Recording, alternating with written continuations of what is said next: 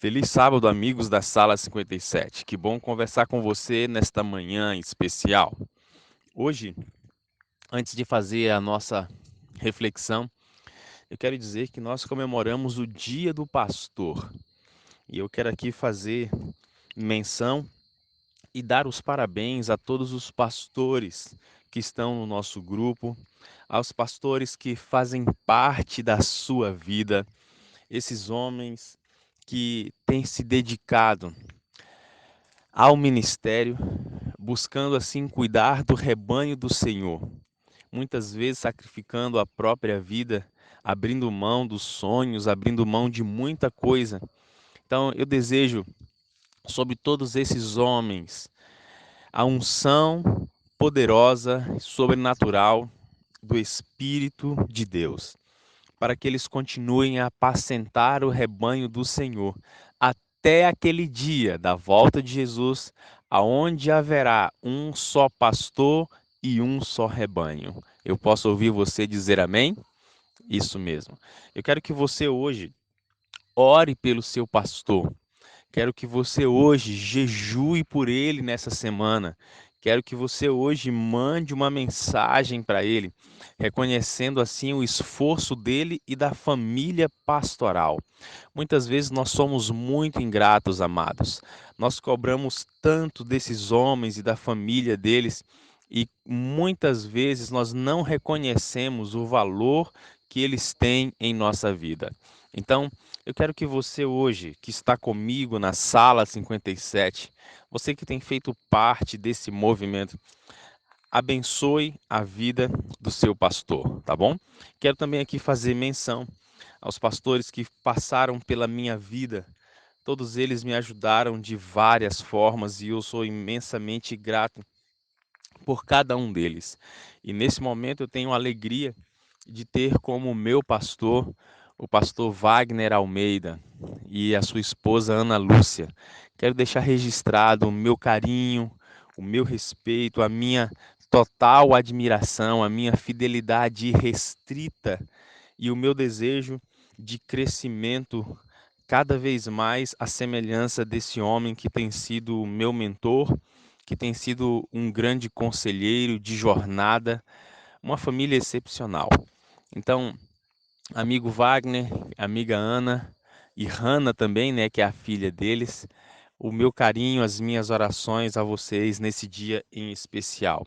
Inclusive, amigos da Sala 57, esse nosso movimento ele só existe primeiro porque Deus sonhou com ele.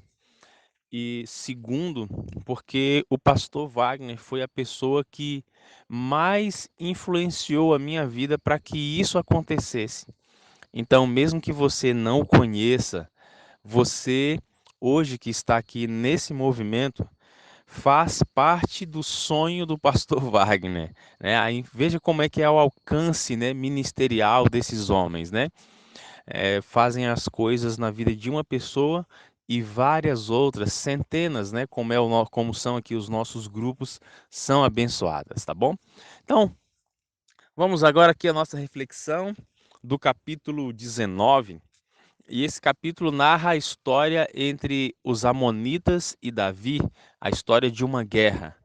O rei Amonita havia falecido e como ele ajudou Davi em em um daqueles momentos quando Davi estava em fuga, né, fugindo de Saul, o rei usou de compaixão, permitiu que Davi permanecesse com ele por muito tempo.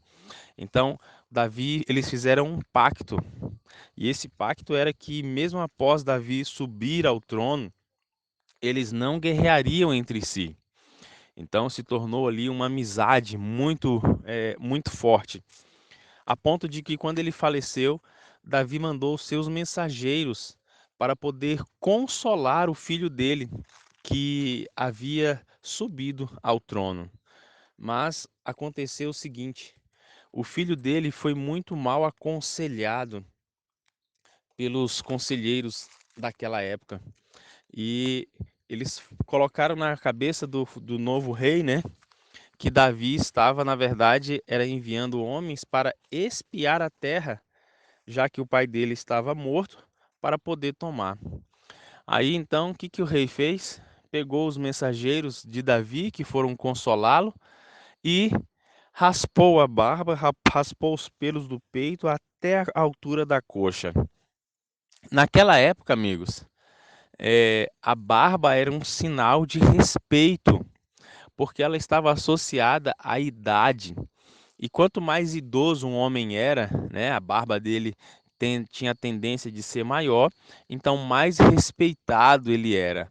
Tanto é que você olha eh, os textos bíblicos do Antigo Testamento, você vai ver, inclusive Davi, né, em um dos salmos que ele compõe, ele cita a barba de Arão, né? O óleo, quando Arão é ungido, descendo ali o óleo sobre a barba de Arão. Então a barba era um sinônimo ali de muita autoridade. E era um desrespeito isso aí que o rei fez. A ponto de Davi deixar esses homens ali escondidos, né? Até que a barba deles crescesse novamente um pouco para que eles pudessem retornar para a cidade e para a casa deles.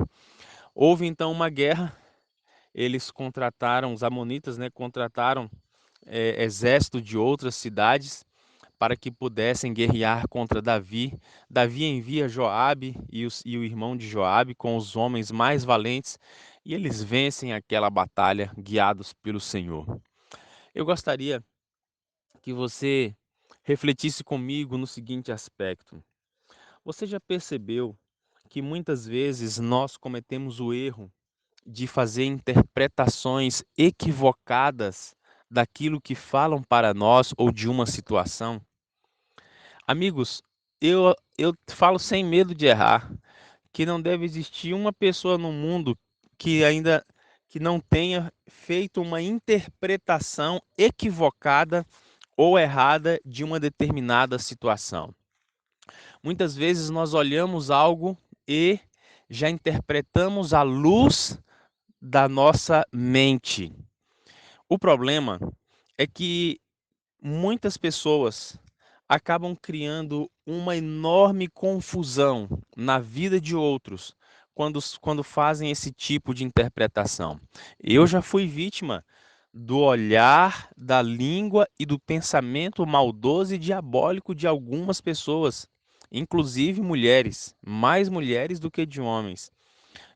Queridas amigas que me escutam, vocês precisam ter muito cuidado com a vazão de pensamento que vocês dão para interpretar uma situação, né?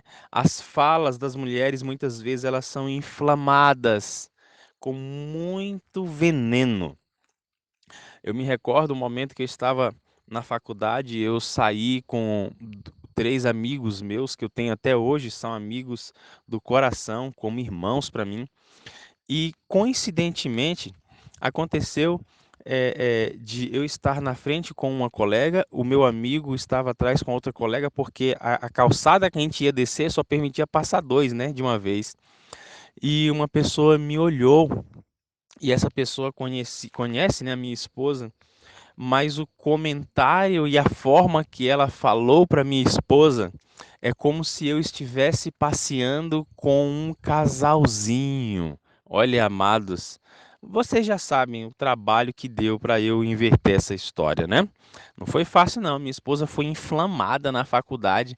Ela foi cega de ciúmes porque ela queria resolver essa situação com a minha colega. E acabou que a menina passou ao lado dela, mas o Senhor tampou os olhos dela, ela nem viu, porque ela ia até brigar. Mas o negócio não é fácil, não. E eu quero falar para você o seguinte, meu amigo e minha amiga: cuidado com as interpretações equivocadas que você faz da situação. Por isso, você e eu precisamos presumir o bem das pessoas. Por isso, você e eu não podemos alimentar sentimentos e pensamentos maldosos a respeito dos outros. Por isso, você e eu precisamos ser guiados pelo Espírito Santo. Eu quero convidar você nesta manhã.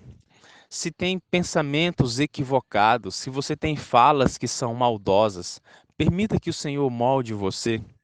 E se você, querido amigo e amiga que me escuta, em algum momento ouvir uma interpretação dos outros, por favor, dê o benefício da dúvida antes de você acreditar naquilo que está sendo dito. Será que não existe uma outra história? Será que a versão real, verdadeira, não é outra versão e não essa que está sendo contada para você?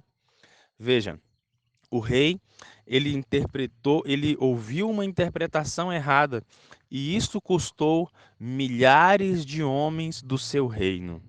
Então, como uma interpretação errada pode trazer um prejuízo enorme, né? E eu não quero que esse prejuízo aconteça na sua vida. Um grande abraço a você, um ótimo sábado, e amanhã nós nos encontramos aqui na Sala 57.